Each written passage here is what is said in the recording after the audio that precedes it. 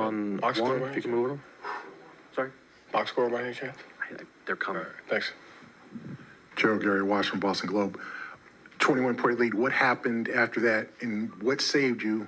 Like, what gave you the fortitude to make plays enough to hold on, obviously on the biggest stage? Yeah, I mean, you were going to expect a run from them because they had a 19-point quarter, and so, just by the type of shots they take alone, you knew they were going to make some kind of run. Some of those came at the expense of our offense. I thought maybe, we missed a couple reads. They changed coverages and they changed matchups on like 3 or 4 straight possessions, and we missed the read to get the right shot. So I'd say probably 60% of the shots we took in that stretch, we got to get better, and 40% I was okay with. We just missed them. But our one-shot defense and our ability to get back to the game plan, they put a ton of pressure on your defensive game plan throughout, and you just got to stick with the discipline of it. So we were able to do that and make plays down the stretch. Dave, second row on the left. Joe, you guys were able to build a 15-point lead, headed into the fourth, and in that 19-point quarter you alluded to for the Mavs, Jaylen and Jason combined for 22. What was working for them that maybe wasn't necessarily there for them in the first half? Nothing. Our first half points per shot was 1.23, and so I thought we were getting like really good looks, but they just weren't falling. And so you just got to stick with it over the course of the entire game.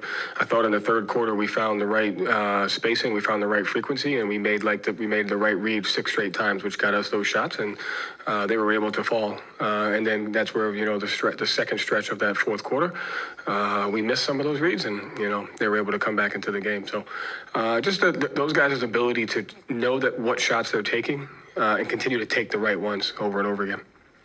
John, back right.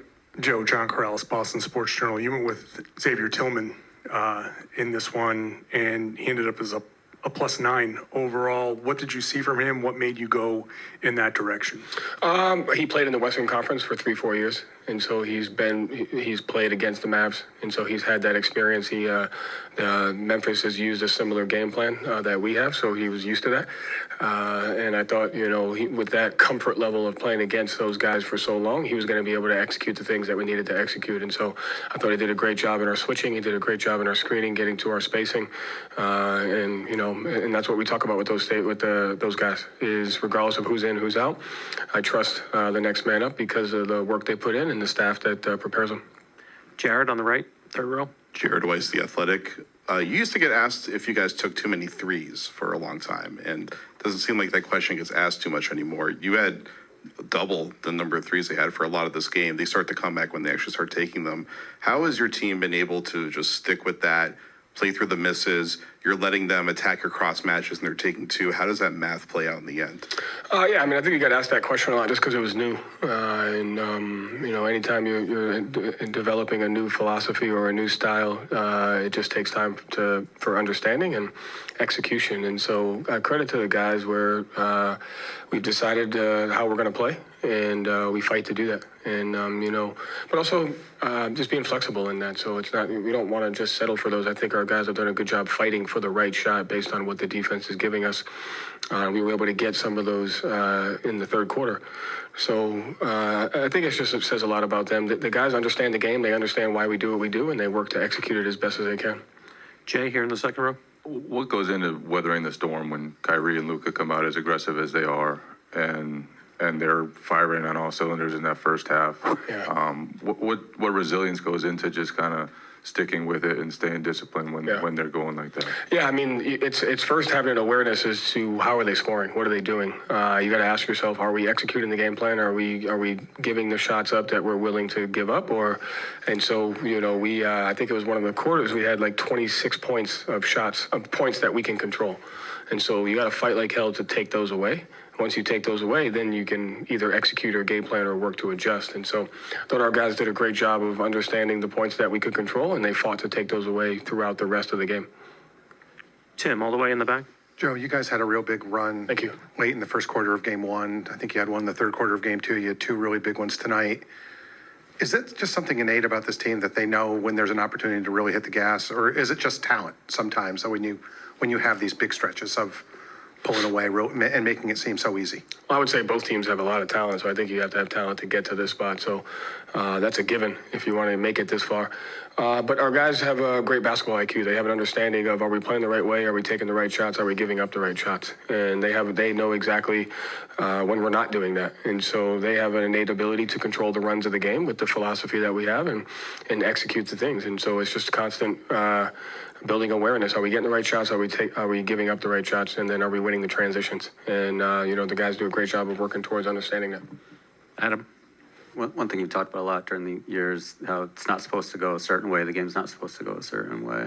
We've seen, occasionally there's big lead goes away, but for the most part, you guys figure it out in the end throughout the season. What has been the process, the guys kind of grasping that and not kind of, when they're right on the edge, not falling over it? Just what we talked about, having an understanding of, we know teams are going to make runs. Can we manage those? And we know why we make runs, and we know why other teams make run on us. And so you just have to constantly problem solve throughout the game. You have to ask yourself why every single possession. Why did that happen? Why did this happen? Was this what we talk about? Was it not? And the guys, they fight for that because of their basketball IQ. So they spend a lot of time understanding that.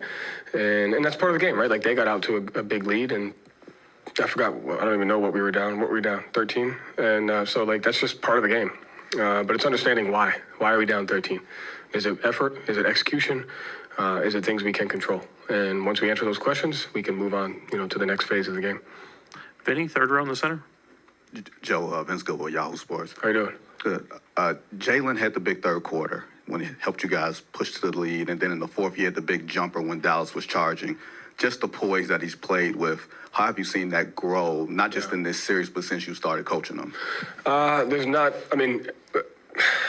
can I explain Jaylen? The guy just has a growth mindset. He just wants to get better. He yearns to get better. He's not afraid to face his weaknesses, on the court. And so when you have that type of mindset, you're just going to be able to take on every situation that the game brings you. So he puts himself in every single situation that he sees in a game. He uses 6, 7, 8 coaches a day. And every situation on both ends of the floor, he puts himself in that. And that's how you have to grow, is to, become vulnerable on the things that make you uncomfortable. And he does that. Tim, back left?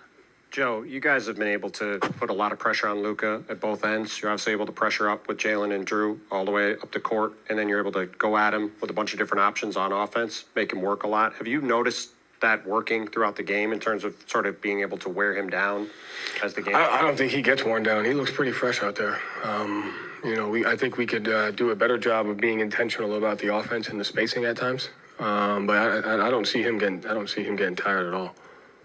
Right? Yeah. Follow up on, go ahead, 2. Just in terms of the intentionality on offense, did you think that was an issue in that stretch in the fourth quarter when things went silent? Yeah. We were trying to play fast, create advantages, and create indecision, but we didn't create any indecision. And so when you miss the first read, it's not a lack of execution from the guys. It's not a lack of trying to execute. It's if you miss the first read and you miss the first window, it's really hard to get that window back against the team. And so, that's what we were able to do in the third quarter. We found the first read, bang, right there, and we got it 6, 7, 8 times in a row. If you miss that first one, it's a nightmare to get in the second and a third one, and that's when you end up taking a couple of shots that you don't want to take. So it wasn't because they weren't trying to. We just missed it. They do a good job of changing matchups and changing spacings and fluctuating it. So, there's probably about 8 possessions where we'll definitely watch and be like, we gotta do a better job of seeing the first read, and when we don't, we gotta find the second one faster. Last 2 here in the front, and then Ramona. Steve Buckley from The Athletic. Joe, you made the comment before the game, the closer you are to beating them up, the closer you are to losing. Yeah. That's front and center now with the 3-0 series lead. So what can you do to reinforce that message over the next couple of days? Yeah, just stick to the things that we've been doing. Have an understanding. I think, we were down 13. I expected that. We were down 1.5. I expected that. So you got to expect the expected. You got to understand that, we're just as vulnerable, if not more vulnerable than they are. And we have to play that way. And so as long as we have that mindset, and, when you understand that you're vulnerable and your back's against the wall, you got to fight. And so that's the mindset that we have to have. Ramona on the left. Hi, Joe, Ramona Shelburne, ESPN. Hi. Derek wasn't shooting the ball all that well for most of the game and then hits a couple of really big ones in that fourth quarter. I know that's kind of what he does sometimes for you guys, but is that just his mentality? Is that your emphasis on continue to shoot the three, just lean into the math? Where does that come from? Again, it's all about taking the right shots. It's all about taking what the defense gives you. They're playing a unique defense against us because they're one of the best teams in the league at protecting the rim, and they have two great rim protectors. And so if you try to become stubborn, you put yourself in a disadvantaged situation at the other end of the floor.